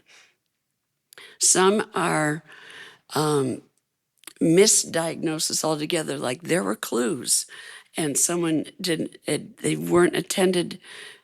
It didn't open up the world of CF, but for many of us, we were born before there was an awareness among physicians about cystic fibrosis, or those of us who didn't fit the picture of what the doctors thought. But then we get reactions from other people, like, oh, you've got adult onset CF. You have adult diagnosis. Oh, you've got mild CF. Our families, that's not in our family. That couldn't be. Siblings, parents, grief. But some siblings are like, that's you. That has nothing to do with me. One of my personal crusades was get my siblings tested so that they could pass that information to their children who at that age were beginning to partner up and have children. But the reactions are across the board: supportive, dismissive, and then the misconceptions. And the misconceptions are not just our community members or our family members are also in other healthcare providers. We have recently had 2 people join our group who were told, you're too old to have CF. I'm not going to give you a sweat test. I'm not going to refer you to the CF clinic. And in our group, they came to us before they got that diagnosis. One example, a person would come and tell us, well, you know, I found this group when I was researching non-tuberculosis mycobacteria because I've just gotten diagnosed with that. I wonder if I might have CF. And then someone said, well, I've got diabetes, but it's not type 1 or type 2. You can see the group going, okay, that sounded a little bit more like CF all the time. And I've had 7 sinus surgeries. So they're telling us things we have experienced or are aware of about CF, but it hasn't been recognized in the healthcare providers who sometimes are the gatekeepers. So this is a place to get support and encouragement and really underline that advocacy that when sending someone back in to medical care, and the last 2 people can I think of with that experience now have diagnoses and being seen in CF care centers. We wonder, this whole question of how our lives have changed is a very common experience, but we have a place to talk about it. I left work earlier than I wanted to. The finances, the things that Michael Burry is talking about, all the things that the before and after your diagnosis. And a lot of it is relationships and employment and having to be really sure that you're getting the right insurance that will cover your care. What's our place in the CF community? We had a mutation share through chat, put your mutations in, and people found their mutation buddies because they want to know, are my mutations ones that are serious? You know, is this what's going to happen to me because of my mutations? And when they begin to connect with other people, it's not a blueprint for this is what your life is going to be like, because we know it's so variable even within the mutation class. So we share things about our previous life. We share information. The biggest conversation lately, and it's been full of different advice from healthcare providers, how much fat to take with a modulator. People who are in the early studies are like, I'm always taking 20 grams. The latest we heard from someone who asked this specifically in clinic was, just take your modulator with your food, you're going to have fat in it. But people were like tied to what they'd been told for how much to take fat. How you take care of yourself at home, what machines, what treatments you use. We've showed I showed the Valera one time. Another person explained how it worked. Somebody just introduced Navage. Do you know what that is? It's a very fancy sinus rinse. And so that is practical information that we share with one another because we learn different things in our getting care. Other healthcare providers that do not recognize CF in an older person, and we spend a lot of time educating. This is when, as patient educators, we don't get paid for going and telling other doctors what they need to know about CF to take care of us. And self-advocacy, we like to lift people up. You can do it, but I think people who carry self-advocacy and they've learned that for themselves, they'll come to the group. I still worry about the people we're not meeting.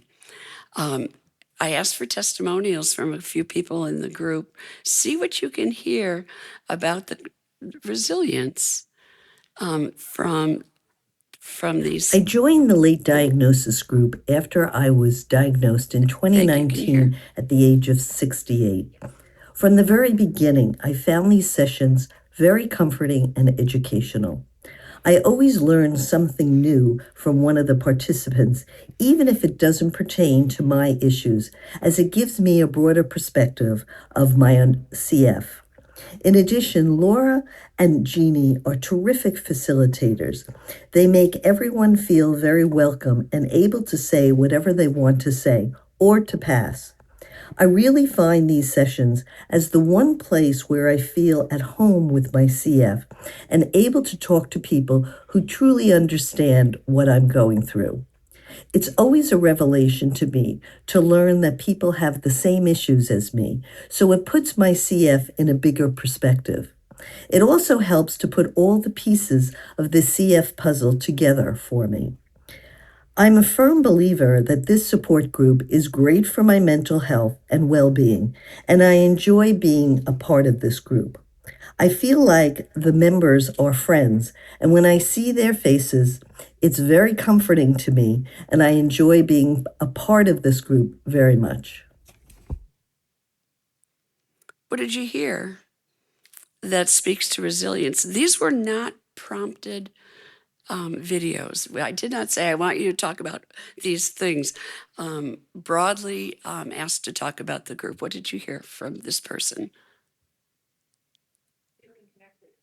Connection. Learning about CF from other people. This particular person uses comforting a lot when we do the whip at the checkout at the end. She goes, it was just so comforting, and that's something that we need. Anything else that you heard from her? I joined. Ooh. And lucky for us, we get some feedback that's done anonymously through CFRI, the participant survey this year. I'm going to do this part pretty quickly, but this is community, sense of community. Look at that. And we've got a bell curve, so some people are not feeling it, but better equipped to deal with the day-to-day care. That's another part of resilience. Can you get to your place so you can take care of yourself? And though it's challenging, mental health, anxiety, worry, stress, and then more mental health, depression or sadness,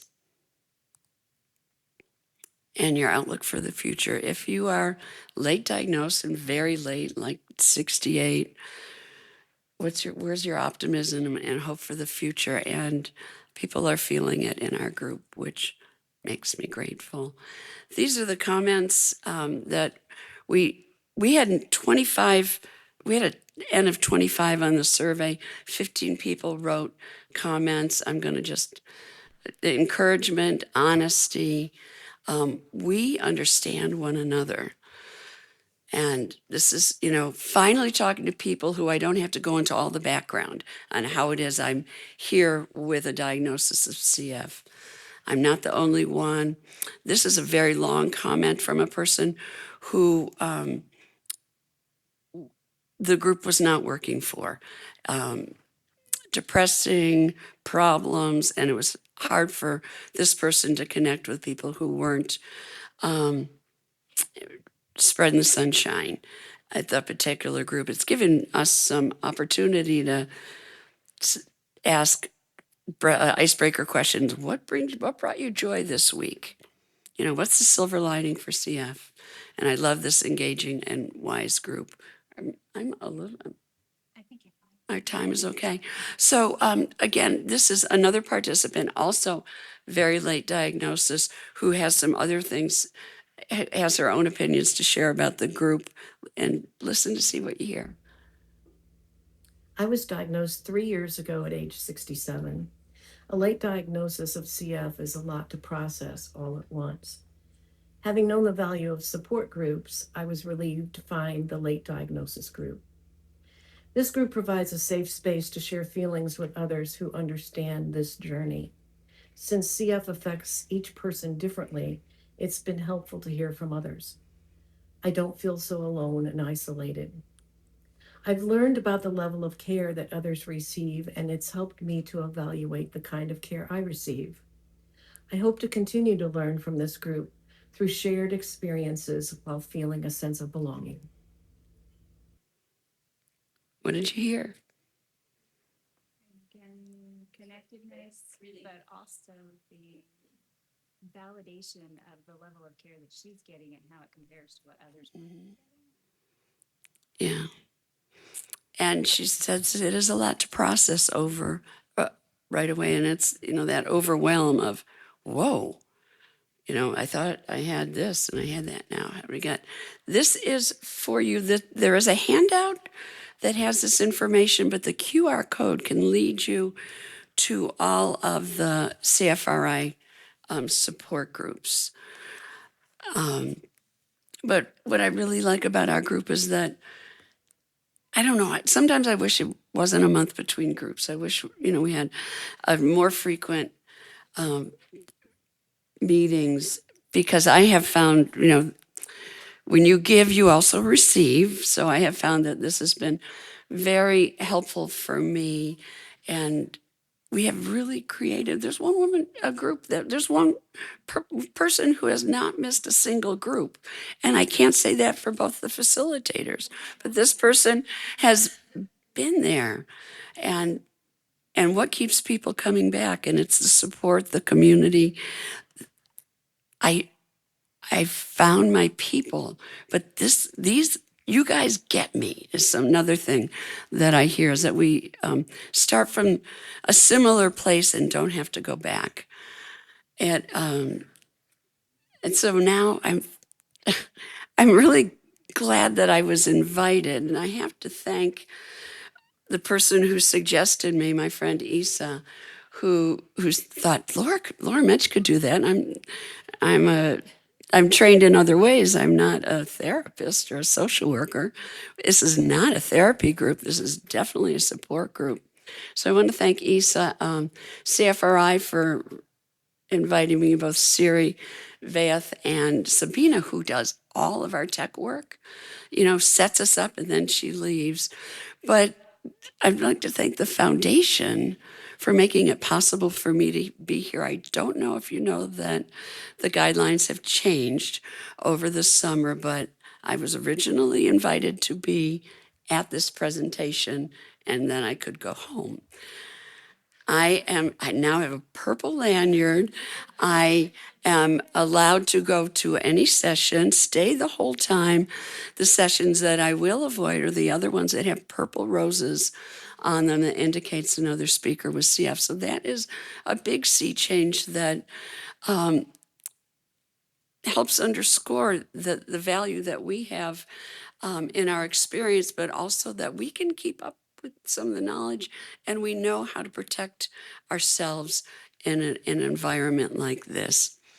Thank you both for the invitation, and a special thanks for Jeannie Hanley, who has come into this facilitation with me, but the participants who show up for one another and ask about one another. We haven't seen so-and-so. Have you heard how they're doing? And over time, we've really developed a group that is supportive and helps one another through whatever we bring to the meeting. So thanks. I'm glad that we have other support groups, because we really need them. Bye. No notes. We're going to welcome the rest of our speakers back up for a little bit of Q&A here at the end. Laura, you can have that seat right there. You want me to sit right here? You can sit right there. Yeah, right there. Yeah, I'll move my stuff over. And I'm going to put this back up so y'all can continue to peruse those support groups as we have a little chat here at the end. Oh. Do we have enough seats? I believe so. Yeah, we're good. Okay. We're good. Yes, please get Laura's picture.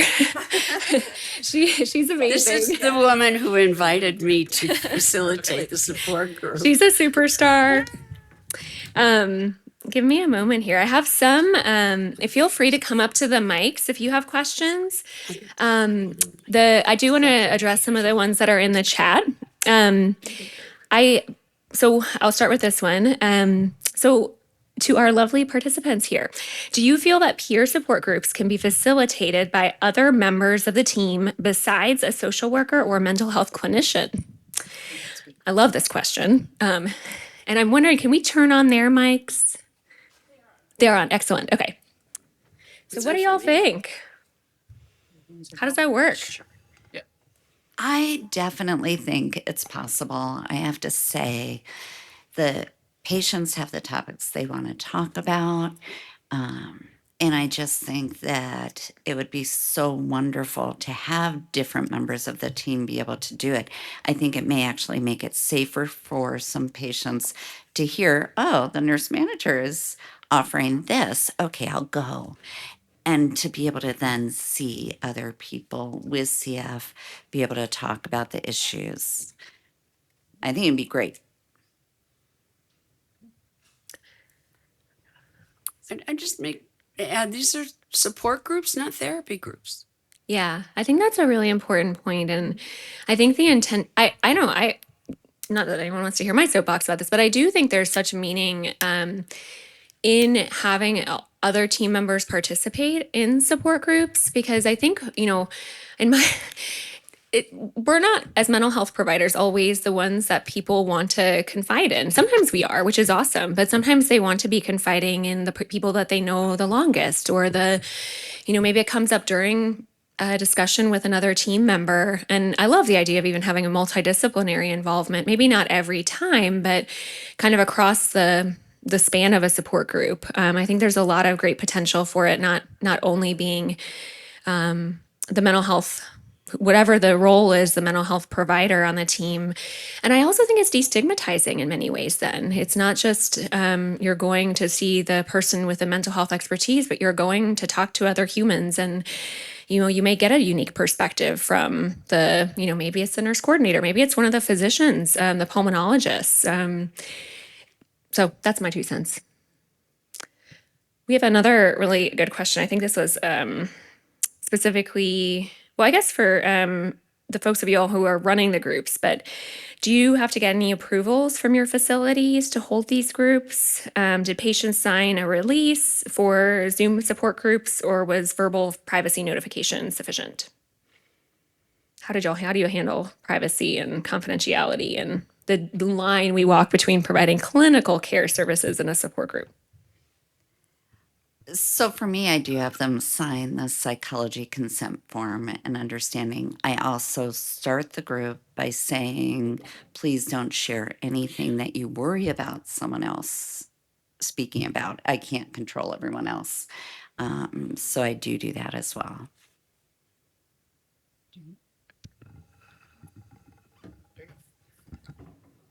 So for CFresh, so these sort of things are what's agreed upon in the charter, right? So patients really are directing how they want things done. So for CFresh, because the CF community is quite small, and there was concern that patients wanted to potentially say something that wasn't always positive about their healthcare provider. They didn't want other CF clinicians sort of in the space that may report that back to their healthcare provider. So it was really important for the patients to meet separately from the CF researchers.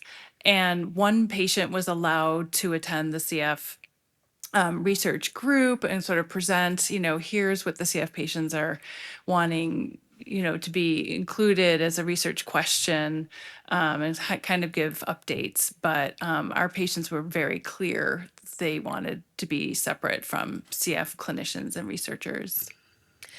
I really love that you brought up that point. I think we're all just the most amazing team members, right? However, it is very appropriate for sometimes patients to want to talk about us in a safe place too. And it's not, I think there's a difference between kind of moping and moaning and having someone who has the, having the training as a group leader to say, okay, let's see where the line is with productive discussion. and maybe more harmful discussions, but like having that space to sometimes say, hey, like I really got angry in my discussion with the respiratory therapist or whatever, that psychologist, she's so mean. I think they don't want to tell me that if they feel like I was doing that. They want to have a space that's safe to talk, and that's important. So. And if anyone else has questions in the audience, please feel free to come up. There are mics right around, It's like, where or you can shout it out. Yeah. coming from? And the invite coming from the clinic, this is something that sounds really interesting for me, but I just worry about like the red tape, like how do you invite patients that have a specific diagnosis? How does that, how do you Yeah, so this was a big conversation as well. And if you go to cfresh.org, I think you'll see maybe some patients didn't want to have their picture because they were concerned about discrimination from their job. And so we had to have like a private Facebook page, again, not really including CF researchers. But it was a discussion, and it was written out that we will only give names or pictures with explicit permission from patients. And I think every institution is really unique in terms of what, even like firewalls. That's something I didn't even really think about, but that is such a huge thing. Like I think the medium that each institution is using, like our institution uses Microsoft Teams, which is really, we use it for our patient and family advisory collaborative. And it works really well for outside folks, but not everybody has that or uses that. So I think it's worth having a discussion with your team and with the patients on your team to see like what might feel the most comfortable and administratively what the guidance is. I think we're up on time. It's 9:45, but I know our presenters, I'm sure would be happy to chat with anyone who has additional questions, but reach out to any of us. You have our contact info. And give us a big round of applause for these amazing humans who came to talk with us this morning and teach us all about patients and results.